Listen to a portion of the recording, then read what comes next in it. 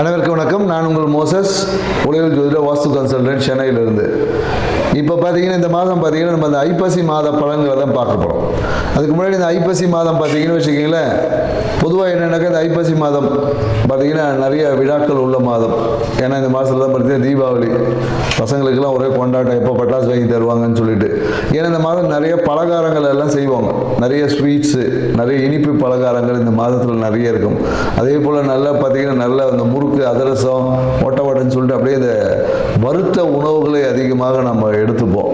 மேலும் பார்த்தீங்கன்னா குடும்பத்தில் எல்லாருக்கிட்ட ஒரு மகிழ்ச்சி வந்து இந்த காலத்தில் ரொம்ப அதிகமாக இருக்கும். குடும்பத்தில் பார்த்தீங்கன்னா மகிழ்ச்சி இருக்குது. ஏன்னா தீபாவளிக்கு போனஸ் கொடுப்பாங்க, நிறைய பேர் பண்டு போட்டிருப்பாங்க. இது எல்லாமே இந்த மாதத்தை வந்து சிறப்பிக்கக்கூட ஒவ்வொரு காரணம் இருக்குது. அதே போல் தான் பார்த்தீங்கன்னா இந்த ஐப்பசி மாதம் பார்த்தீங்கன்னா நிறைய கிரக மாற்றங்களும் இருக்குது.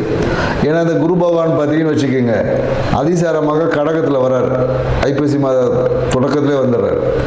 மேலும் பார்த்தீங்கன்னா புதன் பகவான் பார்த்தீங்கன்னு வச்சுக்கோங்க, இந்த ஐப்பசி மாதத்தில் பார்த்தீங்கன்னா விருட்சகத்துக்கு போகிறார், துலாத்துலேருந்து விருட்சகத்துக்கு போகிறார். மேலும் செவ்வாய் பகவானும் பார்த்தீங்கன்னா இந்த மாதம் துலா ராசியிலேருந்து விருட்சகத்தில் போய் ஆட்சியாக உட்கார போகிறார். மேலும் பார்த்தீங்கன்னு வச்சுக்கோங்க, சுக்கிர பகவானோட பயிற்சியும் இருக்குது. ஏன்னா சுக்கிர பகவான் பார்த்தீங்கன்னா நவம்பர் 2ஆம் தேதி பார்த்தீங்கன்னா கன்னியிலேருந்து துலாத்துக்கு வர்றாரு ஆட்சியாக.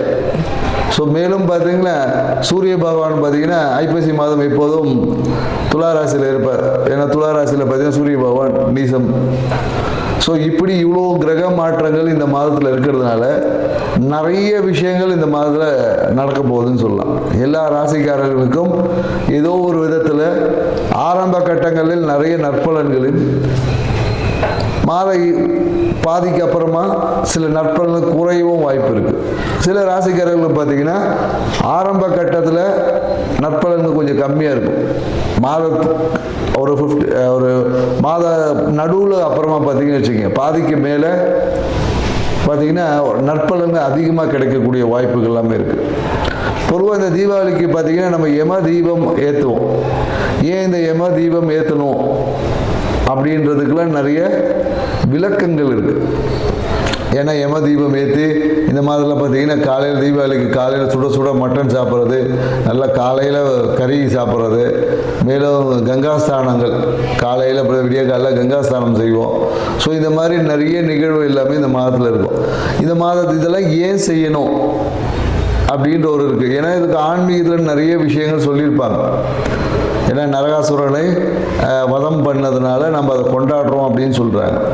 இங்கே நரகம் என்னாவே என்ன சொல்லுவோம்னா, நம்ம இருட்டு, குளிர்ச்சி, இது ரெண்டு தான் நரகம். ஏன்னா இருட்டில் தான் பார்த்தீங்கன்னா பயம் இருக்கும். ஏன்னா நரகத்தில் பயம் இருக்கும் இல்லையா, சொல்லியிருப்பாங்க எண்ணெய் கட்டத்தில் போட்டு வறுப்பாங்கன்னு சொல்லி, அந்த பயம். அதே போல் குளிர்ச்சியில் பார்த்தீங்கன்னு வச்சுக்க, நமக்கு உடம்பு நடுங்கி நம்மளுடைய ரொம்ப சோம்பலாக இருக்கும். ஏன்னா இந்த ஐப்பசி மாதத்துக்கு அப்புறம் பார்த்தீங்கன்னா இருட்டோட தன்மை அதிகமாக இருக்கும், பகலோட தன்மைகள் குறையும். வெப்பத்தோட தன்மையில் காற்றுலேயே பார்த்தீங்கன்னா ஒரு சில்லு காற்றடிக்கும். காற்றுல பார்த்தீங்கன்னா குளிர்ச்சி, ஈரப்பதம் அதிகமாக இருக்கும். ஸோ அப்போ இந்த விஷயங்களை, ஏன்னா இது எல்லாமே பருவகால மாற்றங்களுக்கு ஏற்றாப்படி நம்மளுடைய வாழ்க்கை முறையில் சில மாற்றங்களை செய்து கொண்டால் நம்ம வாழ்க்கை சிறப்பாக இருக்கும். அப்படின்றதுனால தான் சில நிகழ்வுகளை அந்த பருவகால மாற்றத்தின் தொடக்கத்தில் நம்ம செய்வோம். ஏன்னா நம்ம தீபாவளி அன்னைக்கு கங்காஸ்தானம் குளிச்சிடுவோம், அதோட கிடையாது. கங்காஸ்தானம்லாம் அதுக்கப்புறம் பார்த்தீங்கன்னா நைட்டு எல்லாம் 10 மணிக்கு 11 மணிக்கு சில பேர் சாயந்தரம் தான் குளிக்கிறாங்க. ஸோ அப்போ என்னென்ன இந்த காலகட்டத்தில் கங்காஸ்தானம் என்பதுக்கு குளிக்கணும், சுடுதண்ணியில் குளிக்கணும். ஏன்னா கங்காஸ்தானம்னாவே சுடுதண்ணியில் குளிக்கிறது தான். ஏன்னா அதுக்கு பின்னாடி பெரிய உடனே கங்காஸ்தானம்னா அப்படியே அதுக்கெல்லாம் கேட்காதுங்க. ஏன்னா அதுக்கு பின்னாடி மிகப்பெரிய மருத்துவ விஷயங்கள்லாம் இருக்குது, நிறைய இருக்குது. ஏன்னா இந்த காலகட்டம் குளிர்காலம். இந்த காலத்தில் போயிட்டு நான் வந்து குளிர்ந்த தண்ணியில் தான் குளிப்பேன்னா நிறைய வாதம் சார்ந்த விஷயங்கள் வந்துடும். ஸோ அதனால் மிதமான சூடுள்ள தண்ணியை குளிக்கணும் அப்படின்ற ஒரு அறிவியல் விஷயத்தையும் புரிஞ்சுக்கணும். மேலும் இந்த காலகட்டத்தில் என்னென்னாக்கா வறண்ட உணவுகள், அதாவது இந்த காலத்தில் போயிட்டு நான் பழம் சாப்பிட்டாலும் சளி பிடிச்சிடும். ஃப்ரூட்ஸ்லாம் அதிகமாக இந்த காலகட்டம் எடுக்கக்கூடாது. வறண்ட உணவுகள், ஆயில் ஐட்டமாக எடுக்கணும். ஏன்னா கொழுப்புத்தன்மை நம்ம உடம்புல இருந்தால் தான் குளிரை எதிர்கொள்ளக்கூடிய ஆற்றல் நமக்கு கிடைக்கும். அப்படின்றதுனால தான் வறண்ட அந்த மட்டன் சாப்பிட்றது, வறண்ட முறுக்கு அதிரசம் இனிப்பு உணவுகளை சேர்த்துக்கொள்ளும் போது நம்மளுடைய உயிர் தன்மை நல்லா இருக்கும் அப்படி. ஏன்னா ஆன்மீகம் சார்ந்த விஷயத்தில் நிறைய விளக்கங்கள் நிறைய பேர் கொடுத்துருப்பாங்க. ஸோ நம்ம இது வாழ்வியல் சார்ந்த விஷயத்தில் ஒரு சிறிய விளக்கத்தை நம்ம புரிஞ்சுக்கணும். எதுக்கு இந்த காலகட்டத்தில் பொங்கல் அப்போ ஏன் பொங்கல் தான் செய்கிறோம் இல்லையா, அப்போ ஏன் அதிரசம் முறுக்கெல்லாம் செய்கிறதில்லை நம்ம. ஸோ பருவ காலங்களுக்கு ஏற்ற மாதிரி நம்மளுடைய உணவு பழக்க வழக்கம் இதை தான் பாரம்பரியம் சொல்லுது. ஏன்னா நம்ம இன்னைக்கு பாரம்பரிய விஷயங்களில் நிறைய மறந்துட்டோம். தீபாவளி வந்தால் ஒரு சினிமா பார்க்குறதோட முடிஞ்சு போச்சு. போய் புது படம் பார்த்துட்டு 4 பட்டாசு வெடிச்சுட்டு கவர்மெண்ட் கவுந்தடிச்சு படுத்துக்க வேண்டியதாக இருக்குது. ஸோ இது வாழ்க்கையில் நம்ம முன்னோர்கள் நமக்கு கொடுத்த வரக்கூடிய காலங்களை எதிர்கொள்ளக்கூடிய ஆற்றல் நம்ம ப்ரிப்பரேஷன். ஏன்னா மார்கழி மாதம் குளிர் தாங்க முடியாது. அதுக்கான ப்ரிப்பரேஷனை முன்னாடியிலேருந்து இந்த காலகட்டத்தில் நம்ம தொடங்கும். ஏன்னா அடுத்தது கார்த்திகை மாதம். அப்போ பார்த்தீங்கன்னா கார்த்திகை தீபம் ஏற்றுவோம். ஸோ வெளிச்சத்தை வெப்பத்தை அதிகம் பண்ணுவோம். ஸோ இந்த மாதிரியான நிகழ்வு எல்லாமே இருக்குது என்ற ஒரு புரிதலோட இந்த ஐப்பசி மாத ராசி பலன்கள் ஒவ்வொரு ராசிக்கும் என்ன மாதிரி இருக்குது என்றதை நம்ம பார்க்க போகிறோம். வாங்க வீடியோக்குள்ள போகிறோம். மீனராசி பார்த்தீங்கன்னு வச்சுங்களேன், ராசி அதிபதி பார்த்தீங்கன்னா குரு பகவான். எப்பொழுதும் பார்த்தீங்கன்னா ஆன்மீகத்தையே தொழிலாக செய்யக்கூடிய ஒரு ராசி பார்த்தீங்கன்னா இந்த மீனராசி சொல்லலாம். ஆன்மீகம், இந்த டீச்சிங் ப்ரொஃபஷன், மற்றவங்களுக்கு எப்போதும் போதனைகளை சொல்லிக் கொடுத்து அறிவுரைகளை சொல்லிக் கொடுக்குற ராசி பார்த்தீங்கன்னா இந்த மீன ராசி தான் இருக்கும். இதையே அவங்க தொழிலாக செய்வாங்க. தொழிலாக செய்யும் போது சிறப்பாக இருக்கும். ஆனால் இவங்களுக்கு பார்த்தீங்கன்னா அதே ஒரு விஷயத்த குழந்தைகளால் ஒரு அழுத்தமும் இருக்கும். ஒன்று வேலையா குழந்தையான்னு பார்த்தா ரெண்டுத்தையும் இரு கண்கள் போல மெயின்டைன் பண்ணுறதுக்குள்ள இவன் நூடுல்ஸ் ஆயிடுவாங்க. நிறைய மீனராசிக்காரங்க பார்த்துருக்கோம். குழந்தைய மெயின்டைன் பண்ணணும், அதே டைமில் பார்த்தீங்கன்னா வேலையில் ஒரு அப்பாயின்மெண்ட் இருக்கும். இதை மெயின்டைன் பண்ணுறதா இதை மெயின்டைன் பண்ண ரெண்டுத்தையும் ஒரு சேர அப்படியே போயிட்டுக்குள்ளே இவங்க பார்த்தீங்கன்னா அன்றைக்கி டயர்டாகிடுவாங்க. ஸோ இந்த மாதிரி நிகழ்வுகள் எப்போதும் மீனராசிக்காரர்கள் லைஃப்பில் நடந்துட்டு இருக்குமானா கண்டிப்பாக இது நடக்கும். இதெல்லாம் ஓவர் கம் பண்ணி தான் நீங்கள் பயணிச்சு ஆகணும். ரெண்டும் இரு கண்களை போல எடுத்து பாவித்து பயணிச்சுட்டு தான் இருக்கும். ஸோ இந்த மாதம், இந்த ஐப்பசி மாதம் பார்த்தீங்கன்னு வச்சுக்க 4ல் இருந்த குரு பகவான் இப்போ 5ஆம் இடமான பூர்வ புண்ணிய ஸ்தானத்துக்கு வர. ஸோ அப்போ இந்த காலகட்டத்தில் பார்த்தீங்கன்னா உங்களோட பூர்வ புண்ணியம் ரொம்ப சிறப்பாக இருக்கும். பூர்வ புண்ணியம் பார்த்தீங்கன்னா மிக சிறப்பாக இருக்கும். நிறைய பேர் என்னக்கா குலதெய்வ வழிபாடு செய்வாங்க, இல்லை குலதெய்வ பூர்வீகத்துக்கு நிறைய போயிட்டு வருவாங்க. பூர்வீகத்துக்கு செல்வது, பூர்வீகத்தில் போயிட்டு குலதெய்வ வழிபாடுகளை செய்வது, அதன் மூலமாக உங்களோட ஆன்மீக நாட்டம் வந்துடும். மனசில் புதிய ஆன்மீக சிந்தனைகள் பெருகும். நிறைய பார்த்தீங்கன்னா ஆன்மீக வட்டம், உங்களை சுற்றி இருக்கக்கூடிய அந்த நண்பர்களோட ஆன்மீக வட்டம் அதிகமாகும்.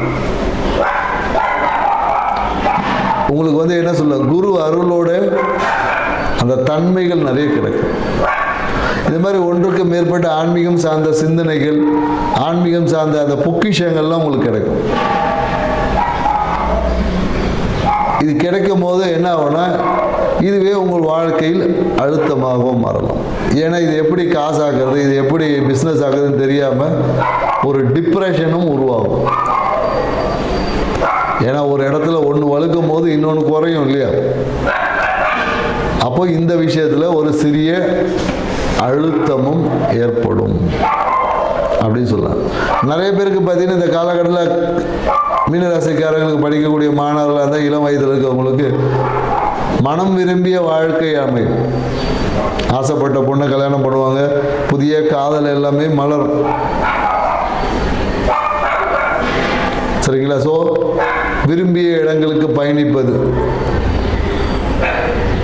நிறைய பேருக்கு புதிய வேலை தேடுறவங்களுக்கெல்லாம் இந்த காலத்தில் வேலை என்பது கிடைக்காது. ஏற்கனவே வேலை செய்தவங்களுக்கு பார்த்தீங்கன்னா ப்ரொமோஷனை தூண்டும். இந்த காலகட்டம் ப்ரொமோஷன் வர வாய்ப்புகள் இருக்குது.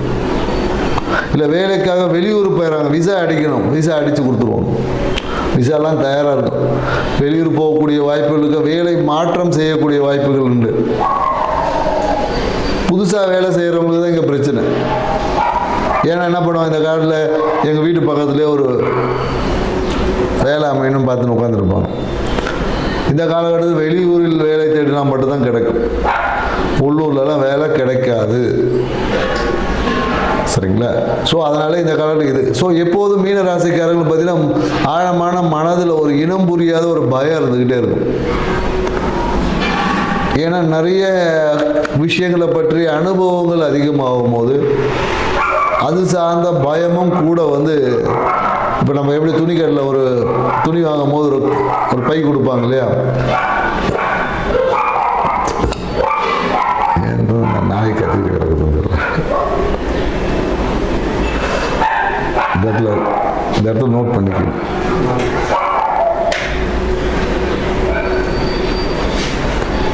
ஸோ அதனால் என்ன நடக்குது, அந்த கூட ஒரு துணிக்கடையில் போய் நம்ம துணி வாங்கும் போது எப்படி ஒரு கூட ஒரு பேக் கொடுப்பாங்க, அதே போல தான் உங்களுக்கு ஆன்மீகம் ஞானம் வளர்க்கும் போது கூட வந்து ஒரு குழப்பமும் தயக்கமும் பயமும் கூட வரும்.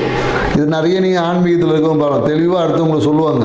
ஆனால் அவங்க அவ்வளோ இதில் முடிவு எடுக்கவே மாட்டாங்க. ஆன்மீக ஞானிகள் எல்லாரும் பார்த்துருக்கு, ஆன்மீகத்தில் ரொம்ப சிறப்பாக எல்லாம் சொல்லுவோம், மிகப்பெரிய உச்சத்தை அடைந்தவங்க எல்லாருக்குமே அவங்களுடைய சுய விஷயங்களை பார்த்தீங்கன்னா ஒரு முடிவு எடுப்பதில் ஒரு சிறிய தயக்கம், இன்னொருத்தவங்க கேட்டு தான் முடிவு எடுப்பாங்க. அதுக்காக அவங்களுக்கு ஆன்மீகம் தெரியல, அவங்களுக்கு ஞானம் இல்லைலாம் கிடையாது. நிறைய ஒன்றுக்கு மேற்பட்ட விஷயங்கள் எதை தீர்மானம் செய்வதில் ஒரு சின்ன தடுமாற்றங்கள் இருக்கும், அது எல்லாருக்கும் இருக்கும். சரிங்களா? ஸோ இந்த டைமில் பார்த்தீங்கன்னா நிறைய பாக்கியங்களை அனுபவிக்கக்கூடிய வாய்ப்புகள் இருக்குது. ஸோ தொழில் சார்ந்த சிந்தனை இந்த காலத்தில் மேலோங்கன்னு சொல்லி தொழில் ரீதியான வெளியூர் பயணங்கள் இருக்குது. நிறைய பேருக்கு என்னென்னாக்கா பெண் அமையும், கல்யாணத்துக்காக காத்திருக்கிறவங்களுக்கு எல்லாருக்கும் பார்த்தீங்கன்னா நீங்கள் போயிட்டு வர இடத்துல பெண் இருக்கும். நீங்கள் அடிக்கடி போகக்கூடிய இடங்களில் பெண் என்பது அமையும். உங்கள் இஷ்ட தெய்வ வழிபாடுகள், புதிய இஷ்ட தெய்வ வழிபாடுகள் இந்த காலங்களில் செய்ய தூண்டும். இல்லை புதிய ஒரு ஆன்மீக தொடர்புகள் வழியாக புதிய ஒரு இஷ்ட தெய்வ வழிபாட்டை நிறைய பேர் செய்வாங்க இந்த காலத்தில்.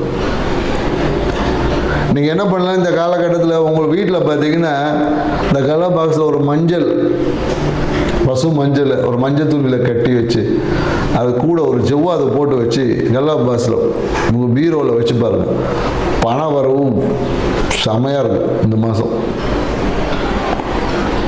ஏன்னா தொழிலில் பார்த்தீங்கன்னா ஒரு சின்ன தடுமாற்றங்கள் ஏற்படும். ஆனால் இந்த பரிகாரத்தை நீங்கள் செஞ்சீங்கன்னு வச்சிங்களேன், சூப்பரான பண வரவு இருக்கு. ஏன்னா இந்த காலகட்டம் என்னென்னாக்கா பேச்சில் ரொம்ப கவனம் தேவை, பேசுகிறக்கூடிய பேச்சில் ரொம்ப கவனம் தேவை. அதேமாதிரி சாப்பிட்ற உணவில் ரொம்ப கவனம் தேவை. அதிகமான சூட்டு என்ன பண்ணுவாங்கன்னா இந்த காலகட்டத்தில் மீன ராசிக்காரன் பார்த்தீங்கன்னா சுட ஏதாவது தின்னுட்டு வாயெல்லாம் புண்ணாயிரும். மீன ராசிக்காரர்கள் அந்த அனுபவம் கண்டிப்பாக ஏற்படும். அவசரமாக இந்த சுட டீயை குடிச்சிடுறது, இல்லை ஏதோ ஒன்று ஆசைப்பட்டு இந்த சில பேர் பஜ்ஜி சாப்பிட்றன்ற பேரில் சுட எடுத்து வச்சுட்டு நாக்கில் அப்படியே சுட்டுக்கிறது. இந்த மாதிரி வாயில் சூட்டு புண்கள் ஏற்படும். அதனால் கொஞ்சம் கவனமாக பொறுமையாக சாப்பிடு. ஏன்னா சாப்பிட்றத பார்த்தீங்கன்னா ரொம்ப வேகமாக அடித்து கவுத்துறது. எல்லா விஷயத்தையும் இந்த அவசரம் சாப்பிட்றதுல பார்த்தீங்கன்னா ஒரு பொறுமை இருக்குது. வேகமாக சாப்பிட்றது, வேகமாக சாப்பிட்டு அதுவே உங்களோட ஜீரண குறைபாடுக்கு அதான் காரணம். ருசித்து சாப்பிடக்கூடிய உணவு நல்ல ஜீரணம் ஆகிடும். அவசரமாக அள்ளி போட்டுட்டு போயிட்டீங்கன்னா அங்கே அந்த ஹார்மோன் சேஞ்ச், அந்த உமிழ்நீர் கலப்புகள் வித்தியாசப்படும் போது அதுவே செரிமான கோளாறுக்கு காரணம் ஆகிடும். மேலும் எனக்கு இந்த காலகட்டத்தில் பார்த்தீங்கன்னா மீனராசிக்காருக்கு இந்த சிறுநீருக்கு அந்த யூரின் பாதையில் ஏதாவது ஒரு சிறிய தொற்றுகள் எல்லாமே வரும். யூரின் போகிறதுல வந்து ஃப்ரீயாக போகாது, ஏதாவது ஒரு அடைச்சிக்கிற மாதிரியான ஒரு ஃபீலிங் எல்லாமே இந்த காலகட்டத்தில் ஏற்படும். சரிங்களா? ஏற்பட்டு சரியாயிடும். நிறைய தண்ணி குடிக்கணும். சரிங்களா?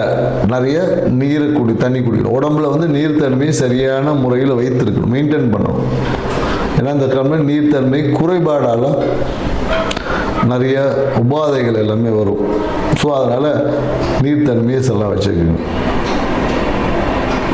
ஸோ இந்த காலகட்டத்தில் என்னென்னாக்கா ஆசைப்பட்ட ஆன்மீக ஸ்தலங்களுக்கு எல்லாமே பயணம் போகக்கூடிய வாய்ப்பு இருக்கு.